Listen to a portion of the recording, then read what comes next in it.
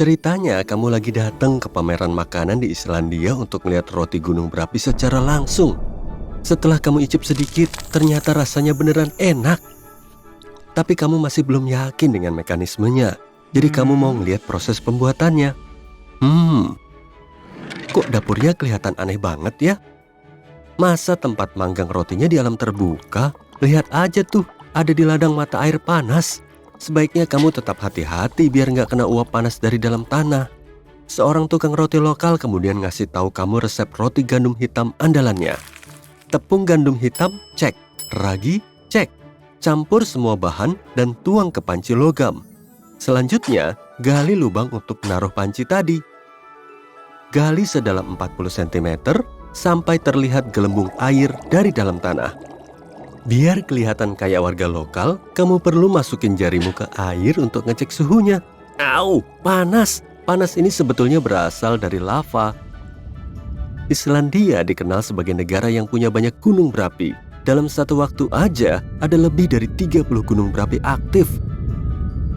Setelah rotimu tertimbun di dalam tanah vulkanik, diamkan selama 24 jam. Dan keesokan harinya, rotimu sudah siap dinikmati. Inilah tradisi Islandia yang sudah ada sejak dulu. Penduduk lokal mulai menjalankan tradisi ini pada tahun 1800-an. Bayangin, kamu baru aja diterima kerja di sebuah museum. Di hari pertamamu masuk kerja, kamu harus ngebersihin topeng Tutankhamun. Kamu segera ngambil peralatanmu, kemudian, waduh, kenapa bisa gini? Jenggotnya Tutankhamun copot tuh. Semoga aja kamu nggak seapes ini. Tapi kejadian kayak gini emang pernah ada loh. Pada tahun 2014, seorang karyawan di Museum Mesir sempat matahin jenggot Tutankhamun, lalu mengelemnya lagi biar nggak ketahuan.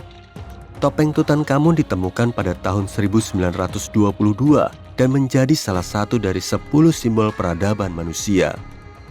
Nah, ini nih yang paling kocak. Para sejarawan baru tahu pengeleman yang nggak rapi ini pada tahun 2016.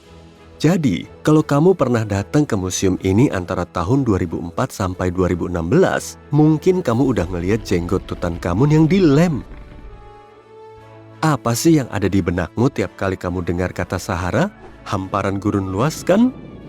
Tapi menurut ilmuwan, Sahara nggak melulu berupa gurun.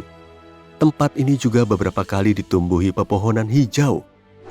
Tapi kemungkinan besar, kita nggak akan bisa melihatnya langsung. Tiap 10.000 tahun, Sahara memasuki periode lembab.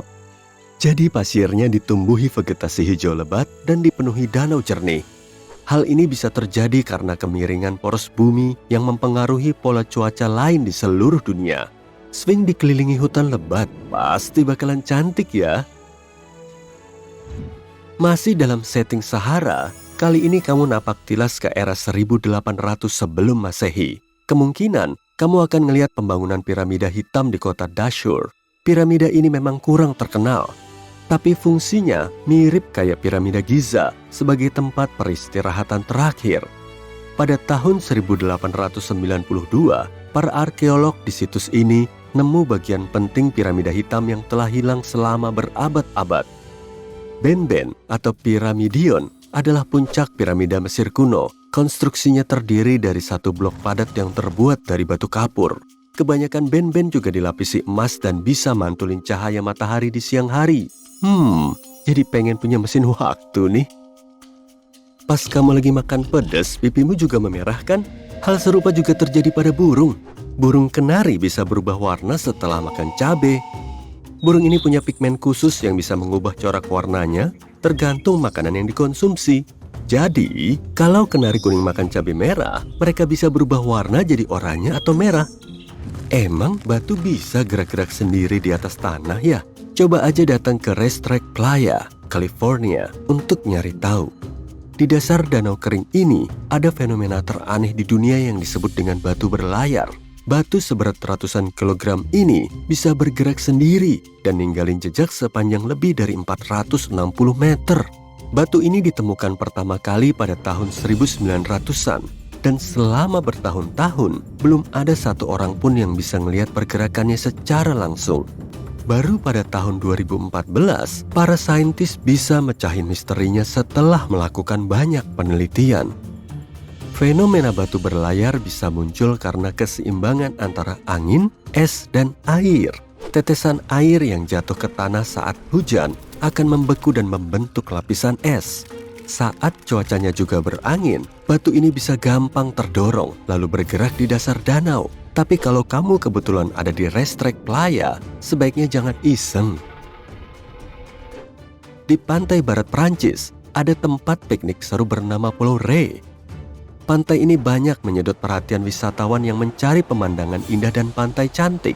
Tapi nggak cuma itu aja, di situ juga ada fenomena menarik berupa dua pola gelombang yang saling bertabrakan.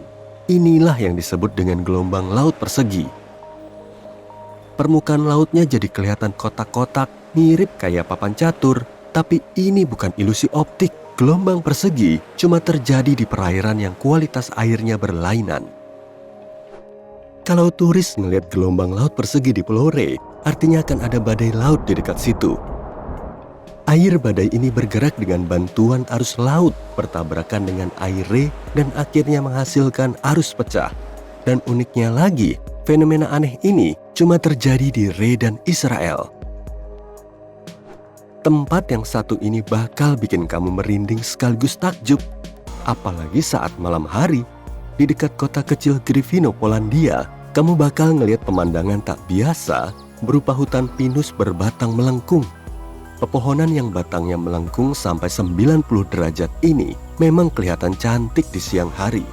Kamu juga bisa mendudukinya saat lagi piknik. Tapi kalau kamu berkunjung di malam hari, bisa-bisa sekujur tubuhmu langsung kena keringat dingin.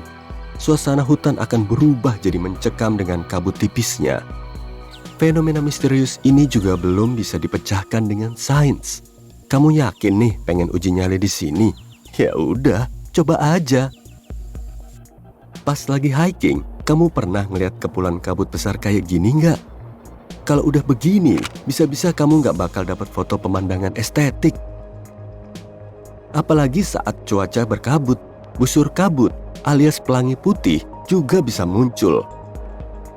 Fenomena ini terjadi karena tetesan air yang membentuk kabut, tapi ukurannya nggak mencapai 0,05 mm.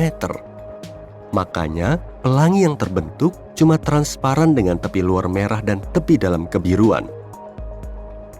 Kali ini, kamu lanjut piknik ke Eropa sambil menikmati keindahan bangunan bersejarah dan cuaca cerah. Saat perutmu mulai keroncongan, kamu langsung ngetik nama restoran rekomendasi temanmu di Google Maps. Ternyata, kamu bisa sampai di lokasi cuma dengan jalan kaki 10 menit. Dan akhirnya, kamu bisa sampai di tujuan dengan mengikuti petunjuk GPS. Gampang banget kan? Teknologi kita emang canggih, jadi nggak heran kalau banyak orang rela bayar mahal demi teknologi. Amerika Serikat aja ngabisin biaya sebanyak lebih dari 30 miliar rupiah untuk mastiin satelitnya tetap berfungsi. Iya, sampai sebanyak itu. Dan biaya implementasinya mencapai lebih dari 180 triliun rupiah.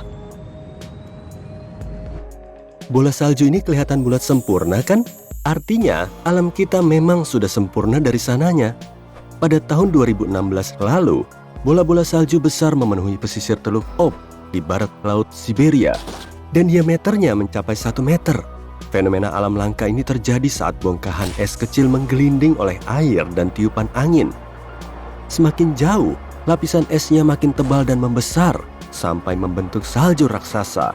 Bola salju ini terlihat cantik dan menjadi pemandangan langka.